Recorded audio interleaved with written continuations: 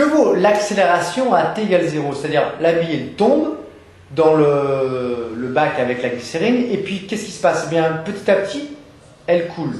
Donc au départ il y a une accélération qui est grande et puis après il y a de plus en plus de force de frottement donc l'accélération elle diminue.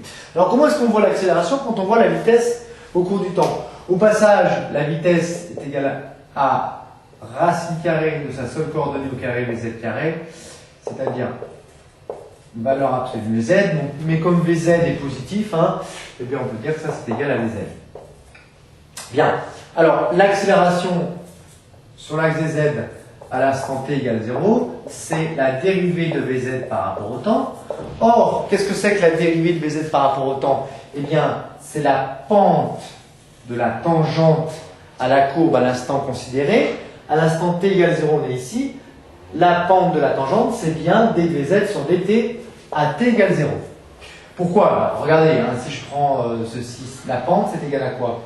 Eh bien, c'est ce segment sur ce segment. Ce segment, c'est une petite variation ici de vitesse sur une petite variation de temps. C'est bien la dérivée de z par rapport au temps.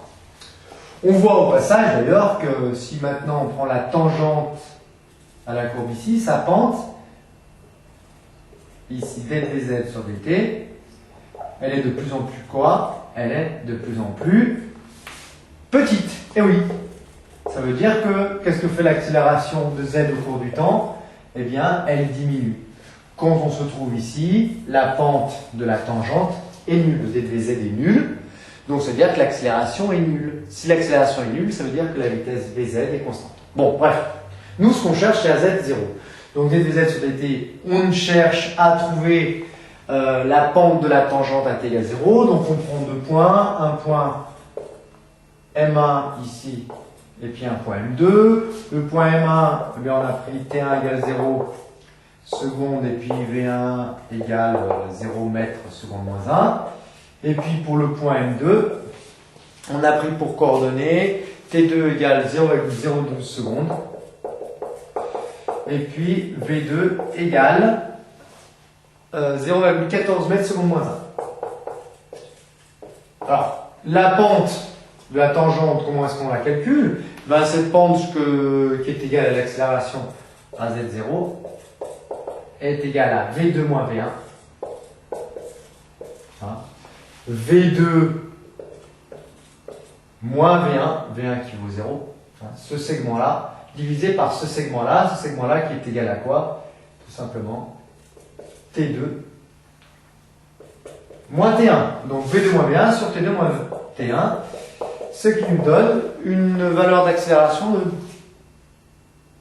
12 mètres seconde moins 2, ce qui me paraît très élevé. En fait, elle est forcément inférieure à G.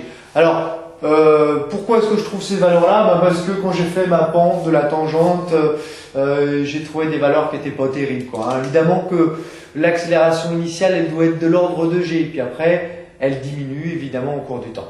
Donc ce sera plutôt de l'ordre de 10 mètres seconde moins 2 au départ. Voilà. On ne peut pas vous blâmer d'avoir trouvé des choses un peu différentes de la réalité, tout simplement parce que la pente de la tangente, c'est quelque chose qui est un petit peu délicat à tracer.